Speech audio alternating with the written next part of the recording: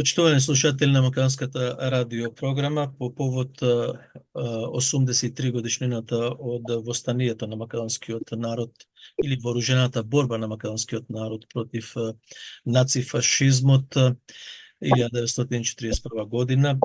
Денес разговор ќе водиме со професорот од Институтот за национална историја, професор доктор Ѓорѓи Чакарјановски. Професоре, добар ден. Добар ден за мене, добро вечер за вас. И еден голем поздрав до нашата македонска емиграција во Австралија и се разбира на секаде на други места во светот. Така, ви благодариме многу. Еве сме пред Илинденското востание, пред 11 октомври, востанието, вооруженото востание на македонскиот народ. Јас 1941 година. Јас би сакал да го започнеме интервјуто со вас и понатаму да навлеземе пошироко, да го елаборираме за македонците широм светот, не само овде во Австралија, туку ќе не следат и на други места. Бидејќи еве во овие времиња, невремиња, професоре, како да се фрла пепел на 11 октомври, како да се фрла пепел на Асном 44 година, одлуките на Асном, па историјата на македонскиот народ и така натаму. Македонскиот народ води повеќе вековна борба за државност. Како може во куси црти да го прикажете тоа, да го објасниме на нашите слушатели? Вие сте запознати со тоа. Па, еве, накусо би се осврнал. Значи, многу народи својата државност ја стекна по еден нормален, да речеме, и помирен пат. Но македонскиот народ води повеќе вековна борба за негово експонирање на меѓународната сцена и се разбира формирање на македонска држава. Тоа негово експонирање вака во поново време, да речеме, од 19 век се забележува со настаните на Кресненското и Разловечкото востание и наозади во почетокот на 20 век од 1903 година Илинденското востание. Општо е познато дека историјата тоа се раѓа, дека го докажала. Овие востанија претрпеле неуспех, но останале длабоко врежани во меморијата на македонскиот народ за натаму. И Илинден представува една посебен момент во историјата на македонскиот народ, која е вкаена и наоѓа одраз и понатаму во неговата желба за формирање на сопствена држава. Збор два да кажете за распаѓањето на овие империите, на тогашната бугарската, српската, унгарската и формирањето, излегувањето на тие мноштво држави на Балканот, па и малку пошироко од тоа. Па токму така. Значи, Првата светска војна внесе покрај сите страоти и тешкоти со кои се среќаваа народите заради војните действија. Во тоа време, 1919 година, се распаднаа трите, би рекол, европски империјални сили.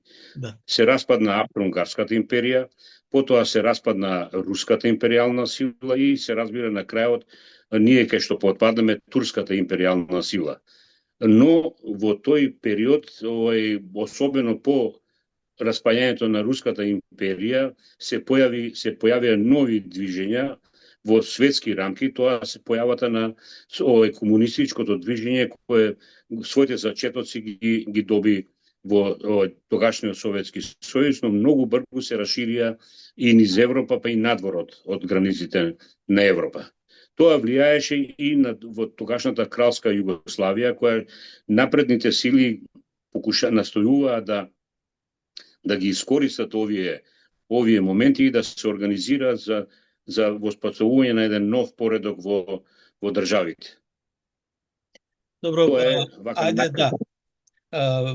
ајде да започнеме со организирањето на македонскиот народ во сегашниот дел на Македонија, Република Македонија, но ќе опфатиме веројатно и од другите делови. Кои се основоположниците или носителите на движењето на македонското партизанско движење 40 година, 41 година и започнувањето на борбата? Па еве вака, значи влијание тоа што го спомнав тамо со победата на социјалистичките сили, односно комунизмот во Советскиот сојуз, тоа имаше силно влијание и на земјите во Европа. И тогашното кралство Југославија не беше отргнато од тие влијанија. Во 40-тите години под влијание на Октомвриската револуција се формира комунистички организации и здруженија на тлото на кралството Југославија и тие беа во почетокот основните двигатели на условно да речем напредните идеи. На македонската почва се појави и многу голем број на македонци кои што не беа врзани со комунистичката идеологија, а беа наклонети кон формирање на сопствена македонска држава и да на тој начин избегнат од стегите на кралството Југославија кое што се однесуваше кон македонците и во тогашната Вардарска бановина на овие простори. Тие беа и основните двигатели, а најосновно може и да се каже дека тие од македонците кои одеа на печалба во Белград особено, или во другите краеви на тогашното кралство Југославија, носеа нови идеи и ги пренесуваа на македонската почва овдека и почнуваат да действуваат во организирањето на организацијата на Комунистичката партија за борба против тогашниот режим на кралството Југославија и уште повеќе по повторната окупација на Македонија во 1941 година. Ќе се навратиме на окупацијата. Прво сакам да ми кажете некои личности, да ги одвоите, кои се заслужни во македонската историја во тоа време. Па да, еве, ја како најважна, мислам, и доминантна личност во 40-тите години, значи од минатиот век, представува ликот и делото на прилепчањето од Методија Шаторов Шарло. Таа личност има интернационален карактер. Тој е строго дефиниран како македонец, интернационален тип, кој што се дефинира од себе си како таков, но после војната, па дури и пред војната беше ставен малку понастрана од целокупните историски истражувања, затоа што не се совпаѓаше со југословенското тогашно раководство. Методија Шаторов Шарло е значајна по повеќе настани. Еве ќе ви дадам еден пример што се случуваше во Македонија кога е он присутен, кога е во Македонија. Прво да речеме за 27 мартовските настани кои што се организираа во Белград. Во историографијата тие настани се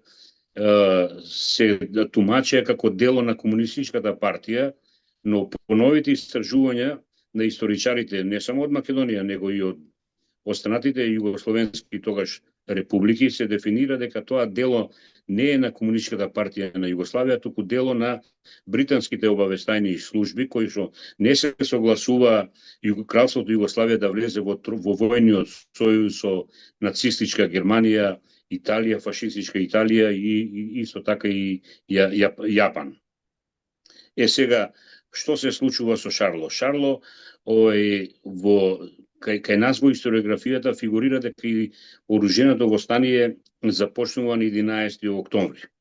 Значи со нападот на участокот во Прилеп, исто така со партизанскиот одред Кумановски така натаму. Но Шарло беше оптужен од тогашното раководство дека бил против оружено востание, дека не сакал да собира оружје и го држал пасивизиран народот, што апсолутно не се сопаѓа со вистината.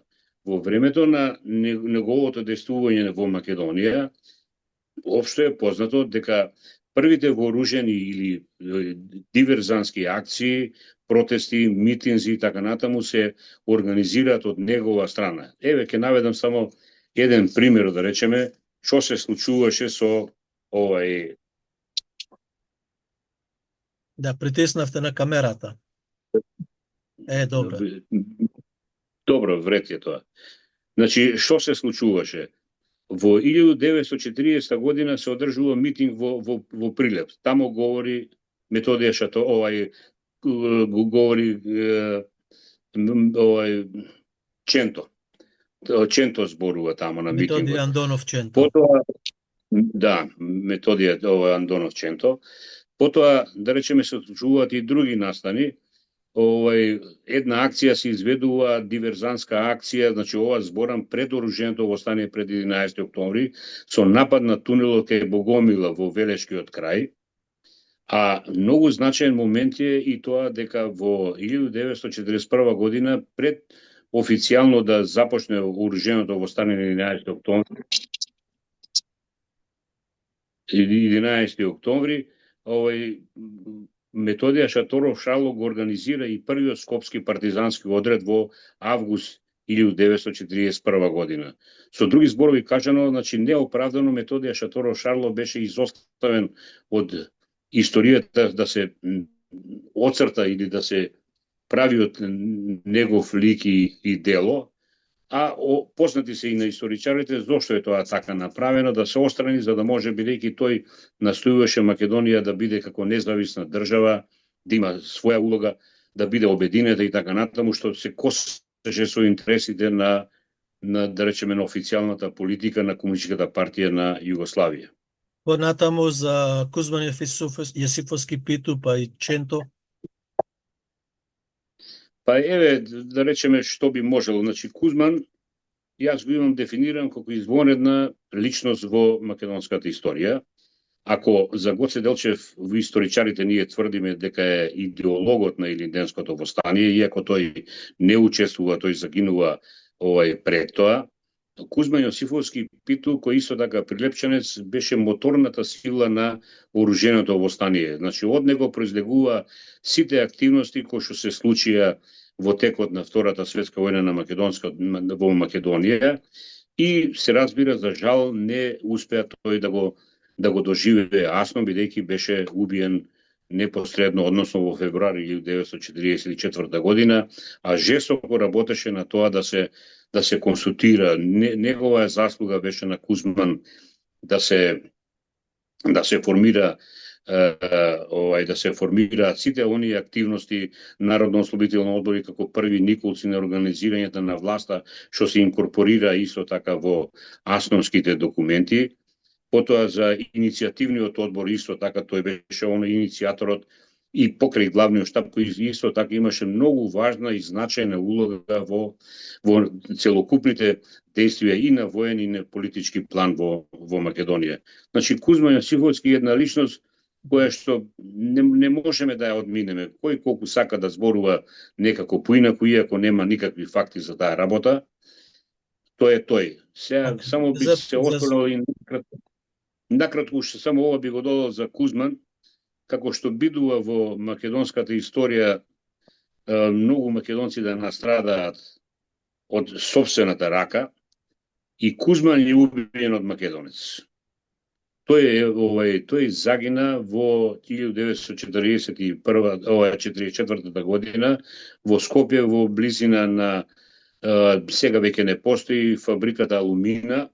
Тамо имаше една железничка линија која што од железничката станија одеше према Косово и од една куќа која беше откриена во Тафталиџе, во Тафталиџе, значи на падините на Водно, симнувајќи се доле еден полицаец кој што бил на стража кај железничката линија, со еден истрел го ранува и тој починува во. Инаку во моето истражување јас знам дека тој што го ликвидира, тој не знаеше кој го ликвидирал, се викаше Цонјо Трпков. Лично мене ме заинтересира како може, кој е тој Цонјо, како име и презиме. Трпков се среќава во Македонија како такво име, но Цонјо ми беше некако сомнително и почнав да истражувам кој е тој Цонјо Трпков. А се слушаше меѓу историчарите дека тој е македонец, потекнува некаде од Западна Македонија. Во истражувањата, разговарајќи со еден постар човек кој добро се сеќаваше на тие настани, тој ми кажа, вика, не е тој Цонјо, вика. Тој е, вика, Соломон Трпков од село Лазарополе, кој што пред војната, многу поодавна, се преселиле со неговата фамилија во Бугарија и оттамо бил тој мобилизиран во Втората светска војна во почетокот во бугарските војски и полиција и тој бил тука ставен на стража и тој го Добро, ликвидира. Нешто повеќе, нешто за Методи Андонов Ченто, нормално дека и тој беше вклучен? Ченто е, да речеме, за мене изморедна личност. Тоа е веќе сите тоа го знаеме дека тој е прилепченец, роден на почетокот на 20 век 1902 година. Тој е дефиниран македонец и се бори за македонската кауза. Дури за таа работа тој многу пати бил апсен. Во 1935 година и 1936 година тој е апсен бидејќи се залагал за слободна Македонија. Пред малку спомнав дека 1942 година во август на митинг тој повикува борба за слободна Македонија и затоа е затворено српските власти. Истата таква судбина му се случува и во 1941 година кој е окарактеризиран како за време на бугарската окупација како македонски националист. И тој повикува на борба против бугарскиот окупатор. Значи, Ченто е една комплетна личност, чаршиски човек, мора да кажеме. Нема човек во Прилеп кој што или чаршијата, кај што било место кај што се вртел целокупниот живот на прилепчани, а да не го познавал како човек. Во 1943 година тој заради неговите активности е интерниран во Бугарија, во едно место наречено Чучелигово. Набрзо после тоа. Затвор. Да, интерниран е во тоа Чучелигово. Во 1943 година, после доваѓањето во Македонија, тој оди на слободната територија и многу брзо, увидувајќи го главниот штаб кој што беше моторната сила на севкупното движење на борбата против нацифашизмот, тој е кооптиран за член на главниот штаб во Македонија. Значи, као видна личност и човекот имал интелект и размислувања за натамошната судбина на Македонија. Професора, се вратиме назад сега околу окупацијата на Македонија. Бугарија ја окупира Македонија, влегува. Еве, тоа прашање дури и денес е спорно. Имаме слики каде што бугарите влегуваат, па пречекувани со цвеќина. Денес бугарската историографија и политичарите тврдат дека тоа беше администрација, а не окупација. Што се случи тогаш? Па еве вака накусо за да разбере јавноста, постојат архивски документи и тоа не може да се оспори. Постојат и видеозаписи и тоа не може да се оспори како се дочекани бугарите во Македонија. Меѓутоа, еден сериозен факт се заборава да се прикаже тука или свесно се крие, дека пред да дојдат бугарските окупаторски војски на македонската територија, односно тогаш Кралството Југославија, бидејќи тие окупираат делови на Кралството Југославија, Македонија не фигурира како држава. Тие овдека прво доаѓа бугарски еден акционен комитет, така наречен, кој што прави припреми во Македонија, а тие припреми се од Софија, да го организираат пречекот на бугарите. Значи, тоа не е спонтано излегување, него организирано да се пречекаат бугарите. Но сета оваа работа за мене е многу важно. Често пати на студентите со кои што сум работел, сум го кажувал тоа, не е важно како сте дошле вие. Значи, него како ќе си одите вие од територијата која што ја запоседнале. Тоа е исто така како добар домаќин, да речеме, некој ќе го дочека дома некој пријател и ќе го нагости и така натаму, ако почнува тој да ја мати водата, сигурно ќе си отиде низ врата онака како што не треба за овој. Така да мислам дека бугарите кога си отидува без некоја организирана сила и тоа е доказ дека тие не беа посакани на овие македонски простори. Така, македонскиот народ не се дигна на восстание само во Вардарскиот дел, туку и во Пиринска, таму беа нели Козарев и Никола Парапунов, па во Егејска Македонија ги имаше исто така и таму. Како беше мислам, пламенот кај целокупниот македонски народ, така во неколку кратки реченици? Еве неколку кратки реченици. Ние зборуваме за почеток на оруженото востание на македонецот во Вардарска Македонија, условно кажано тоа време, значи овој дел, за 11 октомври, но должни сме да кажеме дека првата пушка е изфрлена во Пиринска Македонија, токму Козарев и Парапунов. Значи, оруженото востание на македонецот прво тамо започнува, во после овдека. Се разбира дека тоа беше неповрзано, затоа што составот на партиска организација која што го организираше целокупниот погреб беше врзана со Комунистичката партија на Југославија. Исто таква е состојбата и во Егејска Македонија. Во Егејска Македонија масовно населението се крена, не беше задоволно од таа окупација. Многу документи ни зборуваат за тоа, особено документи што се испраќани за време на војната од страна на главниот штаб, односно инструкторот на Централниот комитет на Комунистичката партија на Југославија Светозар Вукмановиќ Темпо до врховниот командант Јосип Брос Тито. Тамо спомнува тој во таа документација дека македонците тамо се организирани, многу добро ги пречекуваат, ги снабдуваат со храна, со сместување, грижа за нив и така натаму. Значи, не е само Вардарска... За Егејска Македонија, нели? За Егејска Македонија, да, бидејќи Темпо често пати престојуваше на тој простор во Егејска Македонија. Таму се формира и македонската армија во Фуштани. Па, во Фуштани во декември месец 1944 година, во 43 година се формира и втората македонска бригада. Токму тамо се формираше во Фуштани втората македонска бригада, првата е тука на овие простори во денешна Република Македонија. Апостолски беше избран за генерал. Па, интересен е тој податок, па и врзан со формирањето на Егејската бригада. Егејската бригада се наоѓа во Фуштани, значи крајот на 43 година, од територијата на Западна Македонија оди во Фуштани и тамо се формира таа.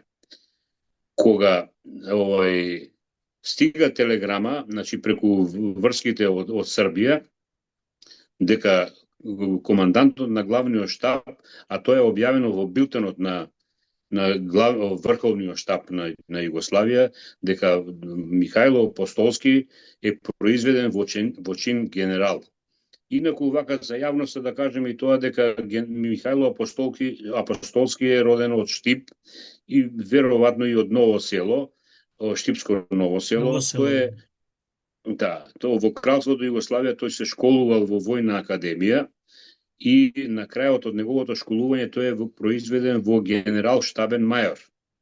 И тој како таков доаѓа како командант на главниот штаб, бидејќи и македонските патриоти и комунисти бараа некој да биде командант на единиците кои што ќе се формираат, некој лице кое што ќе биде соодветно образовано за таа работа, и тогаш веќе пронајде Михајло Апостолски и он ја започнува таа активност до крајот на војната, и неговиот крај е некако, како да речам, заради ставовите промакедонски ставови, тој беше малку и тргнат по војната, дури тој беше тргнат од Македонија и пратен во Сараевската воена област како воено лице тамо. Значи, не беше некако, како да кажам, не да речам, не беше пожелен, него така тивко беше тргнат во еден известен период по војната за да раководи со Сараевската воена област, а не беше останен во Македонија. Добро, значи овие операции кои започна на 11 октомври во Прилеп и во Куманово, збор два, како започнаа тие и како се расширија, како пламнаја? Па, видите како тоа се правеа сериозни припреми. Партизанскиот, Прилепскиот партизански одред и тој и Кумановскиот и потоа и другите што се формираат партизански одреди во почетокот. Тие важно да спомените и за имињата на одредите кои ги носат. Па видите се, ова е Прилепски партизан. За илинденците имам ја друго едно, неразмислување, друго сознание, и илинденците се спомнати во текот на Втората светска војна. Многу малку е познато дека на слободната територија во 1943 година во Лопушник, значи на Кичевскиот простор, тамо се формира и единствена чета на илинденци, која ќе се приклучува кон главниот штаб. Значи тоа многу малку е познато. Во станиците од 1903. Точно, тоа се преживеани борци од Илинденското востание, 903-та, 43-та, што имаме 40 години, тие да имале 20, овие се недека на 60 од прилика години. Тоа е многу малку се знае во јавноста дека се формира таква чета само од илинденци. Што име Илинденска чета. Илинденска чета, да. Но и да спомнете за јавноста дека имињата на одредите на бригадите ги носат на илинденците, така? Апсолутно. Па видите, тоа е карактеристично, значи сите партизански одреди што се формираат, Гоце Делчев, Даме Груев, Пере Тошев го имате. Значи сите ги носат имињата на илинденците, за разлика од Бугарија, тамо нема ништо околу таа работа. Значи ние преку формирањето и именувањето на овие партизански одреди со имење на илинденци се гледа континуитетот на Илинден и кој што е во длабоко вметнат во колективната меморија на македонецот со Илинден, па дури и со Александар Македонски. Често пати во документите ќе сретнеме и податоци и имења кај што се спомнува и Александар Македонски во тие превривања.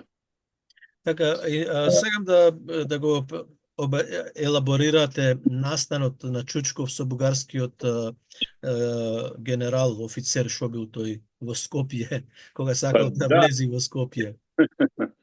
Па да, еве, би го кажал и тоа. Само ја би сакал сега, кога сме веќе во почетокот на оруженото востание, со нападот на участокот во Прилеп, да.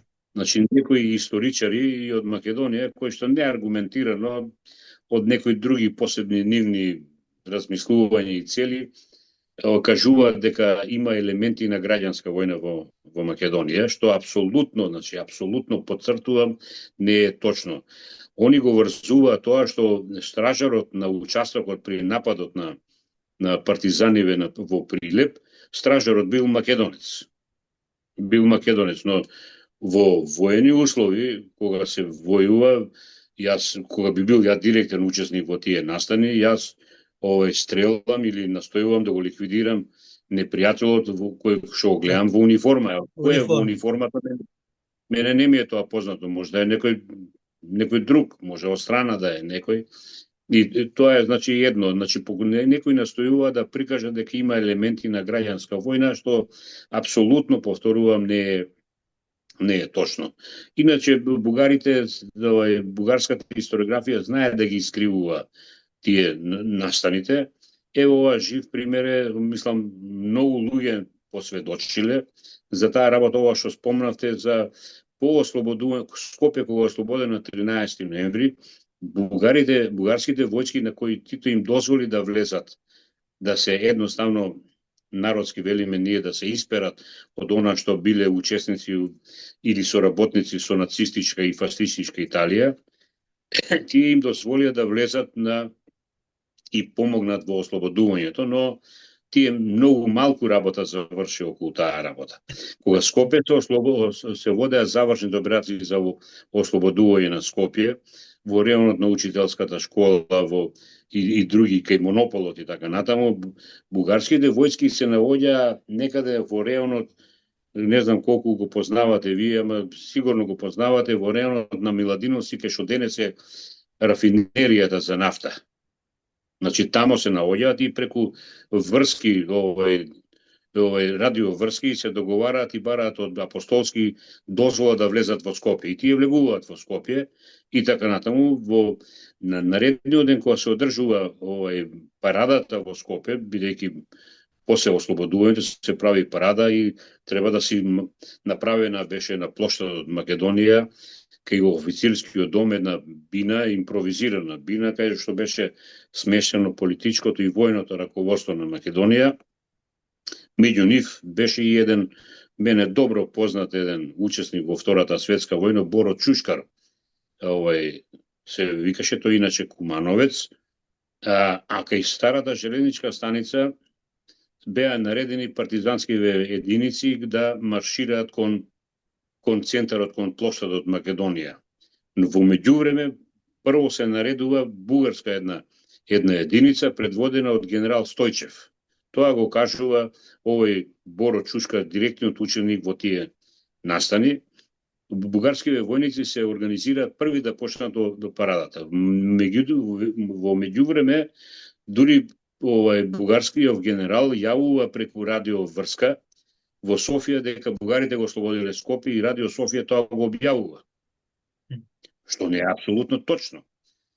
Во меѓувреме еден од војниците од македонските единици зима коњ како превозно средство, да го речам, бргу со коњот јавање по улицата денешна Македонија од старата железничка станица кон плоштадот Македонија и доаѓа до бината и го наоѓа Боро Чушкар и му кажува: друже Чушкар, бугарските војски се спремни да тргнат први. Сега знаете кога имате парада за ослободување, оној што ќе тргне прв тој е ослободителот. А бугарите не се тоа апсолутно. Окупатор. Овој Чушкар толку изненервиран, го зима коњот и заедно со уште еден негов еден соборец, со коњ се упатуваат кон железничката станица и стигаат, бидејќи тоа е кратка релација, доваѓаат до таму и го гледаат генералот Стојчев, бугарскиот генерал, само што не тргнал да маршира по улицата Македонија, па до плоштадот Македонија. Во Чушкар беше еден многу крупен човек, може 1,95 м. Вие го знаете лично, да? Лично сум разговарал, ја ги земав неговите сеќавања заедно со еден мој друг колега Миле Михајлов. Тој остави 4 тома на сеќавања и тие се депонирани во сеќавањата стојат овие, а и Чушкар мене ми го тоа спомнал, бидејќи тоа ми беше мене задача да разговарам со преживеаните учесници во Втората светска војна и во недостаток на документација да дополнуваме со сознание кои што они ги изнесуваат. Чушкар, значи овој вака интересен, една пикантерија би рекол, доаѓа до коњот на овој генералот, како што е висок, го фаќа за вратот и почнува да го тресе. Во тоа тресење тој му зборува: каде си тргнал, генерале? Што мислиш ти, ова твоја Софија или твоја Бугарија, па ти прв ќе маршираш. Да не те видам овде бргу, вика, да се вратиш назад, вика, ако не, вика, ќе наредам јас од сите орудија што ги има од овдека да ве ликвидираме. Додека, вика, тој му зборува ова на генералот Стојчев, може минута-две, гледам дека тој уште го држал за врат, вика, целиот побледен, а бил некој понисок раст, побледен, вика, целиот, вика, и така заврши, тој се тргна и тргна македонските единици. Добро, ајде доаѓаме сега и до завршетокот, односно влегуваме крајот на нашето интервју за Асном, 2 август 1944 година, Прохор Пчински. Значи, со востанието се воспоставени темелите, оние први, кажавте вие, одбори кои се знаци на државно уредување. Видите, значи, Асном е врвот. Ја тоа секогаш сум го тоа спомнувал, дека македонските патриоти, сега не можеме да го избегнеме, и македонските комунисти беа оние основните двигатели во тоа време и јас се извинувам, основните двигатели на покретот во Македонија за формирање на македонска држава.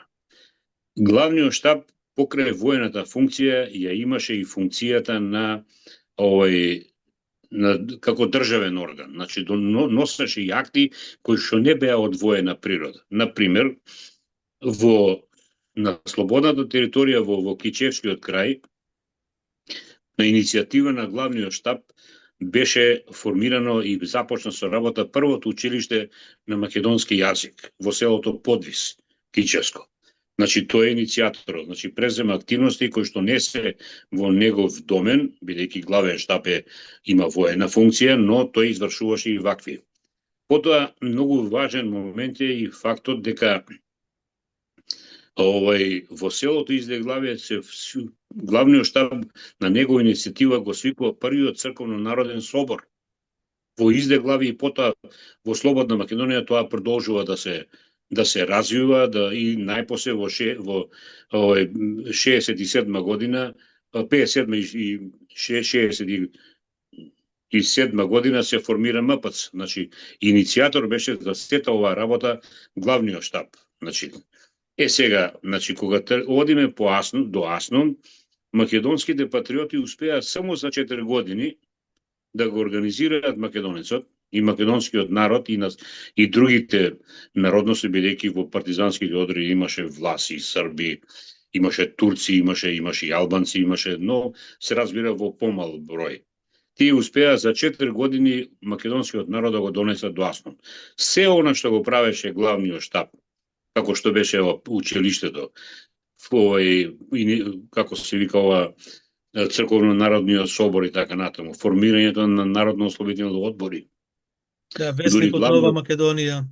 Весникот Нова Македонија. Значи, се она што го правеше главниот штаб беше инкорпорирано во документите на Аснон. Тука би спомнал дека и за документите на Аснон многу малку знае она научната јавност, но така пошироката јавност документите на Аснон ги припремаше Владо Полежиновски.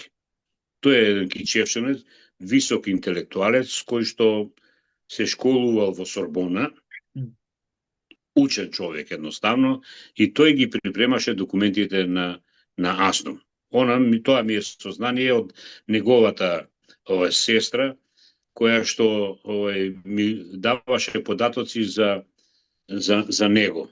Тој беше жив, но никако не кеше да разговара со никого, не кеше, беше повлечен, затоа што после војната, тој беше во војната мисија во Берлин и оттамо беше повлечен и ставен во немилост, едноставно.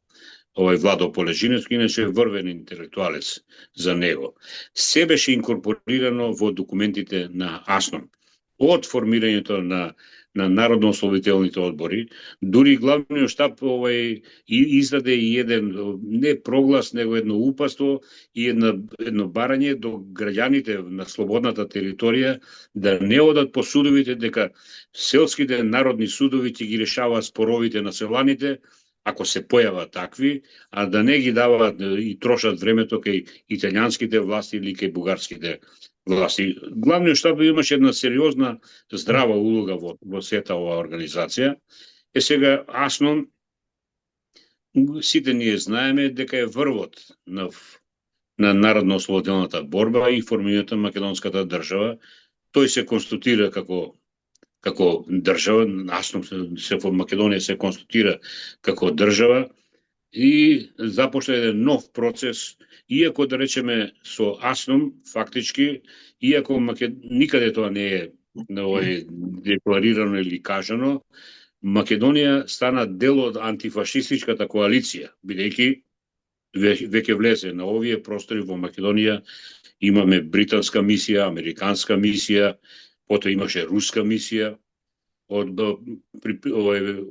Македонија, така да сето тоа, значи, иако Македонија не беше држава во признаена и така натаму, Југославија уште не беше генерално формирана, беше дел од таа антихитлеровска коалиција. Аснонските документи, да, повели. Околу Аснон и после Аснон, некако борбата, македонската борба и да доби други правци. Тогаш дојде до затворање на Ченто, па на некои други видни личности. Што се случи со македонскиот народ? Го поделија повторно големите сили на три дела? Па видите што се случи. Не се дозволи обединување? Не се дозволи обединување, тоа е точно. Еве што се случи, значи, кога се прогласи Аснон, значи се прогласи државата. Се конституира македонскиот јазик и така натаму на сите оние што ги имаме акти донесени на Аснон. И македонскиот народ беше воодушевен од тоа. Прв пат добива слобода.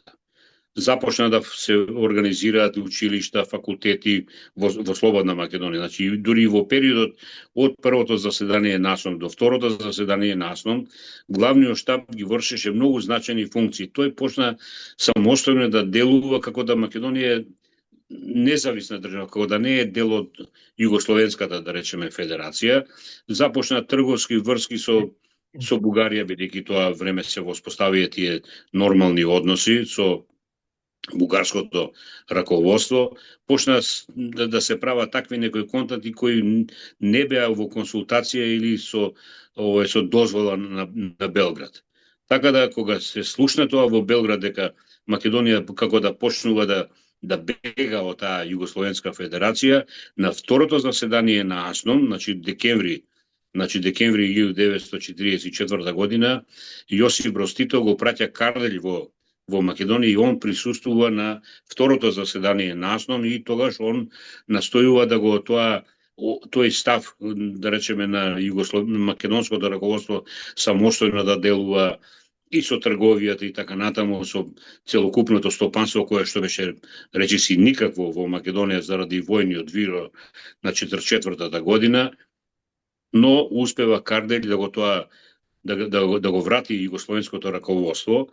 Би сакал да споменам, тога се појавува фактички една група на македонски интелектуалци кои што Комунистичката партија на Македонија ги окарактеризира како сепаратистичка група, која сака да се отцепи едноставно со своите постапки. Во таа сепаратистичка група се беше вметнати Киро Глигоров. А кои беа други покрај него? Ченто? Па Ченто исто така, Ченто веќе беше значајна личност, тој напомена дека беше на здрава национална линија. Тој кога отиде на Вис, на островот Вис, на разговори со Тито, со Кирил и Чучков, тие фактички на Тито му презентираа дека сакаат, да и Македонија да биде офатен и Пиринскиот дел на Македонија, па и Егејскиот на островот Вис кога отидоа на разговори. Меѓутоа 34-та година, да. 4-та година во јуни месец, кога отидоа. Меѓутоа од разговорите со Тито, на Вис, беше кажано дека тоа не може да се случи, дека акционо не може да се постави тоа прашање, но тоа прашање стои како отворено. Се разбира дека Ченто беше незадоволен од таа работа. Сакам да го потенцирам тоа дека Ченто беше на здрава македонска национална линија, можеби и тоа беше причината што понатаму тој беше остранен, па етикетиран како непријател, па пробал да бега од Македонија, па бил фатен и така натаму, што не соодветствува со реалноста на времето. Така и тогаш и Темпо беше осуден на 11 години. И тоа е познато во македонската јавност. На 11 години беше пуштен некаде во 1955 година, но знаете како е, после затворите луѓето се истоштени, здравствено попуштени и тој набрзо тоа и после почина. Неговиот син тамо 1990 година покрена прашање за негова рехабилитација, што и тој се рехабилитираше. Ченто беше рехабилитиран по законска основа. Ете, тоа е вака од прилика. Ме интересира уште околу улогата на Темпо во Македонија. Ви имате поинакви познавања и сознанија. Македонскиот народ постојат други сознанија дека македонскиот народ ретко дека некој знае дека вие, како што кажувате, паролата на во Солун, не на Стрем, е била на Темпо. Може за тоа да ни објасните? Па добро, видите, јас имав таа привилегија во Институтот за национална историја долг период да работам на собирање на мемуарска граѓа, тоа го спомнав, и дека имам разговарано со многу голем број директни учесници во Втората светска војна, оние што биле се разбира на раководна позиција. така да ги имам и сознанието ова. Еве што се случува. Ова Темпо за мене е позитивна личност во смисла на тоа што тој жестоко ги поддржуваше македонците. Апсолутно. Дури во писмата што ги праќа до Врховниот штаб до Јосип Брз Тито, тој кажува дека во Македонија под Грција сме добро примени, населението не поддржува и така натаму. Може би тоа беше причината што тој после војната беше Темпо некако ставен настрана во некоја сенка. Во 1944 година, кога Битола се ослободува на 4 ноември, Темпо држи говор во Битола на широк сокак во една куќа на терасата, на балконот. Да, жолтата куќа на Крш Епинал. Така. Сега, во говорот на Темпо тој го потенцира дека треба, значи, не да се оди на Срем, туку да ја фрла паролата на Солун, уствари. На Солун ја фрла. Иначе, од каде она група што се јавува во Скопје, да речеме, за настаните што велиме на Калето, или еден наш колега објави во тогашните весници божично клање на 7 јануари, од каде тие партизани или со артилериската бригада да има сознание тие војници кои што се мобилизирани од разни села, други некои градчиња и така натаму, да знаат што е Солун, што е Срем и така натаму, но они тоа беа го слушнале од говорот на Темпо, така да мислам дека и незадоволството кое што се јави во 1945 година во јануари месец пред организирањето на првиот антифашистички фронт во офицерскиот дом беше потик она што Темпо беше го кажал пред тоа на ослободувањето на Битола. Добро, ајде збор два околу, не знам колку ви е позната улогата на Илија Димовски Гоче, македонско-егејската ударна бригада која го ослободи Битола и беше пратена во западниот дел на Македонија за Дебар да се ослободи Кичево, Тетово, Гостивар. И на крајот беше разоружена, односно вратена во Егејска Македонија. За жал, такви настани се случија. Сличен настан, да речеме, се случи со бригадата Гоце Делчев од Пиринска Македонија. Таа кога дојде овдека, таа беше трансформирана се со цел да не направи некои посебни проблеми со Бугарија.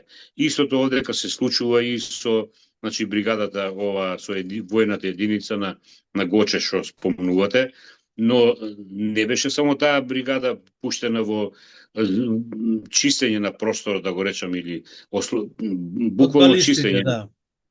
Од балистите и потиснување на сите сили од територијата од Битола па према Охрид, Ресен се разбира, Охрид, и концентрацијата на силите беа во Охрид и од тамо се беше правен договорот и давани насоки на бригадите како да действуваат, и тамо беше и Егејската бригада, но беа и други бригади, значи не беше само специјално Егејската бригада пуштена во Западна Македонија, и тие започна процес нагоре према север, значи према Дебарца, ослободувањето на, како се вика, на Кичево, на Дебар, потоа се префрлаат горе према Гостивар и се разбира последен град беше ослободен на 19 ноември Тетово.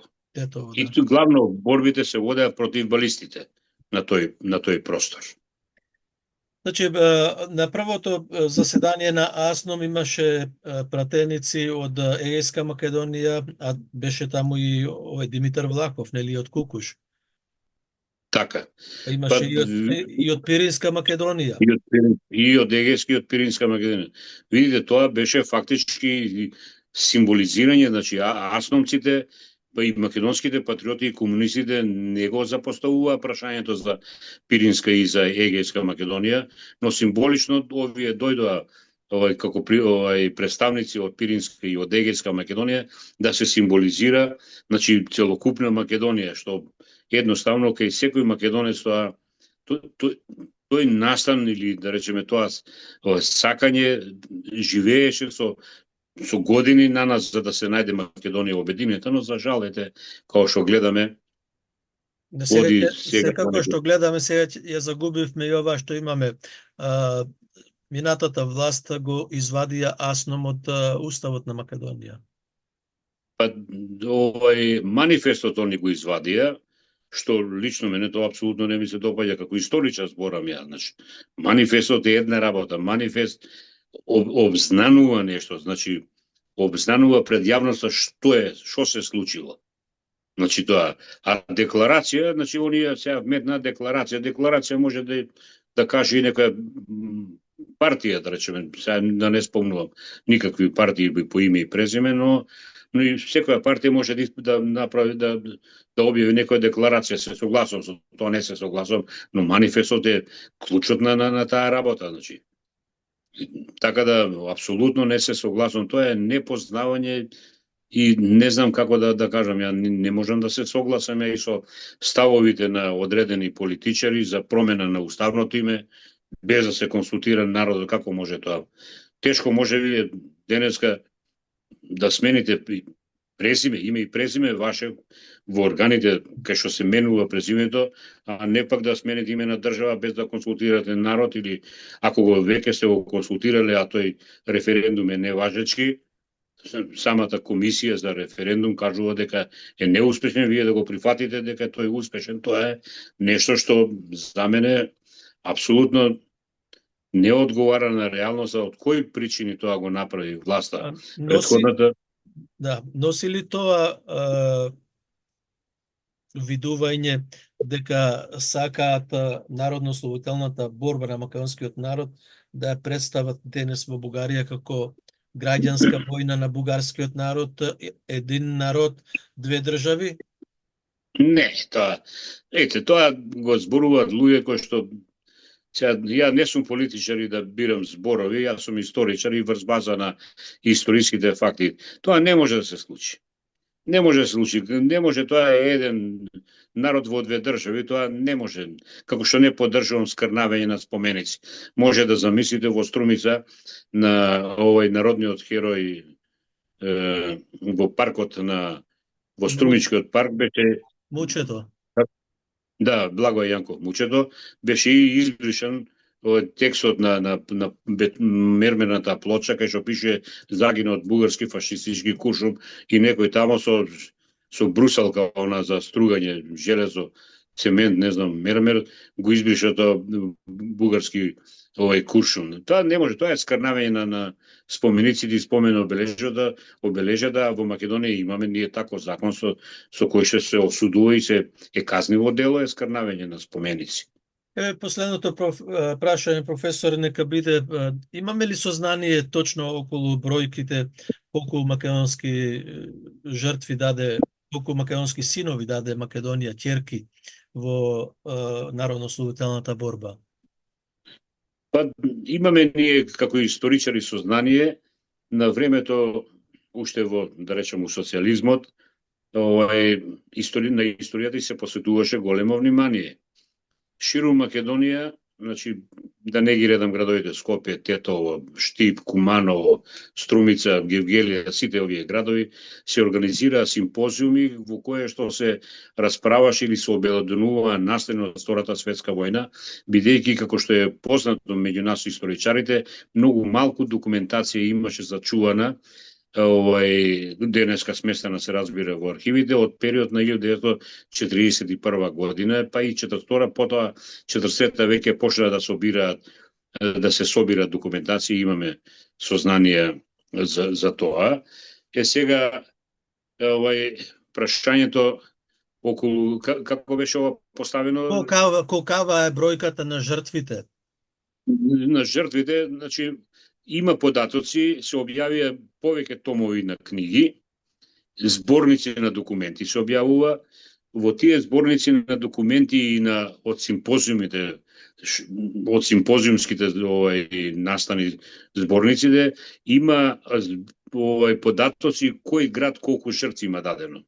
Например, да речеме сега ми останува дали имате сознание целокупна бројка, дали се движи? Треба да биде сега сознанието. Не можам сега одма да го кажам, да речеме Кичево со околијата има 232 загинати лица. Значи Кичево и само Кичево и неговата околина 232 има.